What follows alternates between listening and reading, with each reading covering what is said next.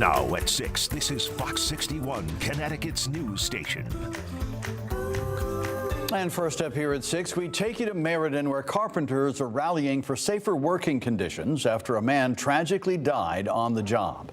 Thanks for joining us for the Fox 61 News at 6. I'm Brent Harden. Ahead of a city council meeting, a man died at a job site that was previously cited for safety violations and wage theft.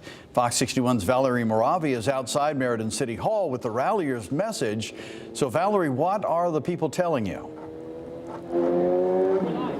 Well, they are telling us a lot tonight, and like you mentioned, right outside Meriden City Hall, where dozens of workers from the Carpenters Local 326 unit came out to stand in unity to fight and protest for better safety at construction sites. Now, let me show you right now.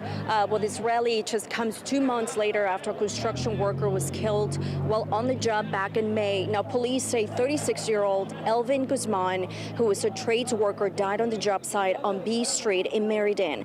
Now, workers claim that the site was a non-union work site and that had been numerous complaints from dozens of workers about the contractor. Now, a local union rep believes Guzman's death could have been prevented, and the same union says work stoppage orders were issued at the beginning of the year, but then the site on B Street remained open. Now, as we know, organizers also tell me they feel like these warning signs were ignored by the city all along. Now, like I mentioned, now this rally is happening just moments before Meriden's city council meeting again tonight in moments. But they also tell me they're going to continue fighting for workers as they push for a legislation to hold higher up employers accountable. We'll have more on the story later tonight at 10 and 11. For now, live in Meriden, Valerie Moravi, Fox 61. All right, Valerie, thank you. Right now, we are continuing to follow breaking news from the town of Monroe, where police say a body was pulled from the water near the Stevenson Dam this afternoon. Numerous emergency departments were called in to help with the effort. The person has not been identified at this point. We'll continue to follow this breaking news and bring you any new information as we get it. Now, police say a Wolcott man accidentally drowned at a home on Cedar Avenue. Police say they got a call around 11:15 last night about the drowning and tried to perform CPR shortly after they arrived on scene.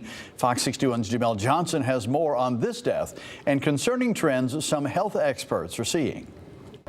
A family is grieving after losing a loved one to a case of accidental drowning. The man is now added to a long list of accidental drowning cases over the past few years. I was surprised it was an adult, to be honest with you, because we see more children having drowning deaths. 46-year-old Pradesh Raghunath died Sunday night at a private pool. According to the state's chief medical examiner's office, before Raghunath, 47 people died of accidental drowning since 2021. Raghunath is now the third person to die from an accidental drowning this year, with the other 2 deaths happening early in July. Hillary Norsha with Chesapeake Health District says the summer months are the deadliest for these kind of incidents. July is actually the month where there's the most drownings. People, you know, the summer brings out people, they open their pools, go to the beach, go on rivers boating. The police and the health district are still investigating what led to the drowning. We don't know the exact what caused this drowning. If there was a party and maybe he stayed in the pool. Norsha says many of the deaths come from a lack of water safety knowledge, especially in low-income areas and people of color. We definitely want to be mindful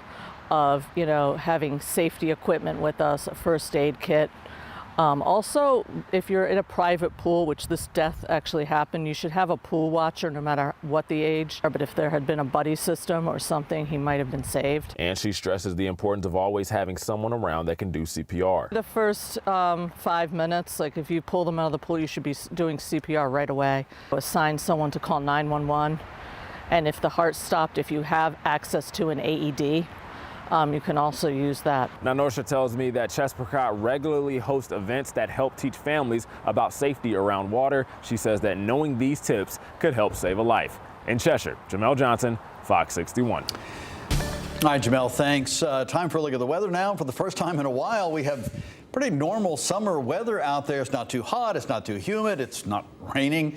Meteorologist Sam Sampiri is here with the first check of the forecast. Sam, looks like a nice week ahead. Yeah, it looks like a great week here across all of the Northeast for great vacations, but we are in a big heat wave coming up. Not a heat wave, I should say, big warming trend for Thursday and Friday. Doesn't look like a 3-day heat wave, but it could change. It could last into Saturday. But let's enjoy what we have for the next couple of days. Hartford 79, New Haven 84. Warmer down along the shore because of a land breeze. Now we're down to 74 in Torrington, 77 Willimantic. So the temperature is a bit cooler. And yes, those dew points are dropping more down to 48 Putnam and into 40s in Massachusetts. That's going to be sinking further south. So with that northerly flow, it's actually going to be cooler overnight into tomorrow morning. Just a few fair weather puffy clouds, but they are starting to dissipate. So yes, we're going to have temperatures down into the 50s overnight, cool and comfy, and during the afternoon, pleasant, delightful evening, much like today. Here's your temperature profile for all of Connecticut. Upper 70s to around or just over 80 for your Tuesday. Coming up, yes, I'll detail that warming trend, and we'll look ahead throughout the next 7 days. Brent? All right, Sam, thank you. Sad news from the entertainment world now. Malcolm Jamal Warner, who co-starred on the classic sitcom The Cosby Show, has died. Warner drowned in Costa Rica during a family vacation yesterday. Costa Rican authorities say he was pulled into the ocean by a current while swimming. The New Jersey native, who made his acting debut at the age of 9, became a household name for his role as Bill Cosby's son Theo Huxtable from 1984 through 1992. Warner's other acting credits include roles on Malcolm and Eddie, Grownish, and the reboot of The Wonder Years. In addition to acting, Warner was also involved with music, winning a Grammy in 2015 for his song Jesus Children. Warner was 54 years old. Now, Malcolm Jamal Warner also played the role of AJ in the Fox show The Resident, which aired from 2018 to 2023.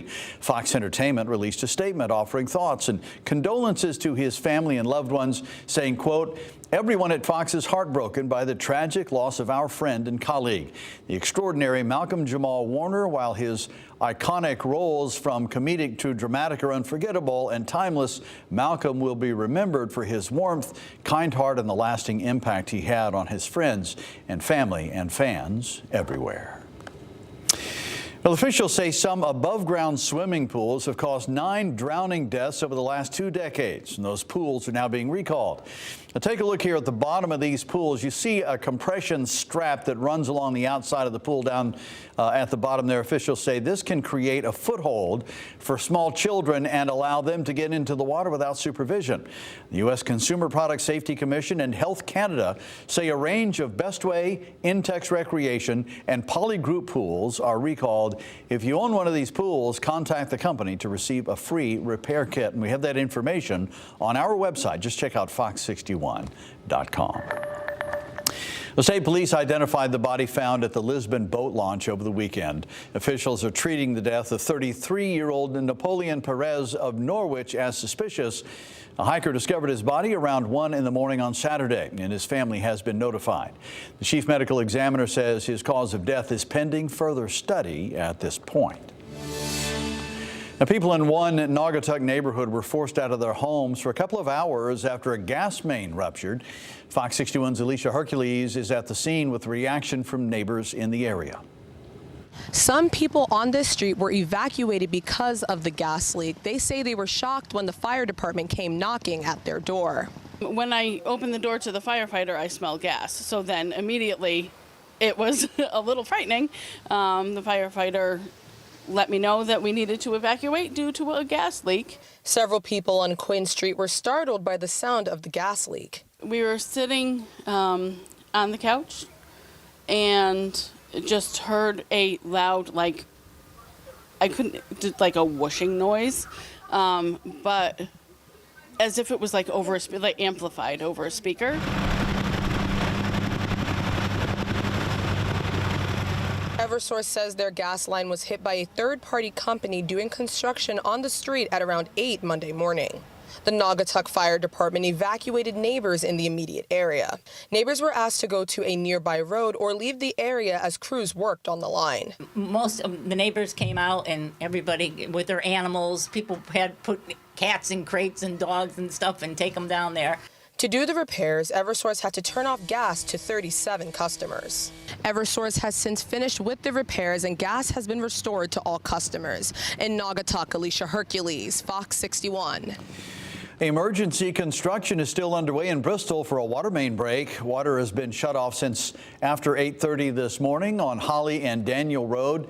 People I should say, who live in the area may also notice low water pressure. If you were affected by the service interruption, a water filling station is located at the water filtration plant and is available for you to use. One of Hartford's trails is expanding, and today local leaders shared their plans for growing the Hartford Riverwalk. It's currently, almost 3.5 miles round trip, but thanks to a state grant, more than 2 more miles of trail will be added. Fox 61's Celine Aref shares some of those details. This is definitely the place to be on a hot day because you get a really good breeze coming from the Connecticut River, and soon there will be even more of this river walk to enjoy. The extension goes over 2 miles up north and will add scenic overlooks, new plants, benches, and signs teaching people about the history of the Riverwalk Trail, which goes back to the 1890s. The extension is covered thanks to private funds and more than $500,000 in a state grant from the governor's office. The goal is to make it easier than ever to be connected to the river, no matter where you live. It will connect to a wonderful new riverfront park that we are building, the town of Windsor, and ultimately Windsor Meadow State Park, ultimately connecting almost a dozen miles of Riverwalk connectivity along the river in Greater Hartford. Right now, the city hopes to start construction in 18 months and complete the entire project in about 2 years. Reporting in Hartford, Celine Aref, Fox 61.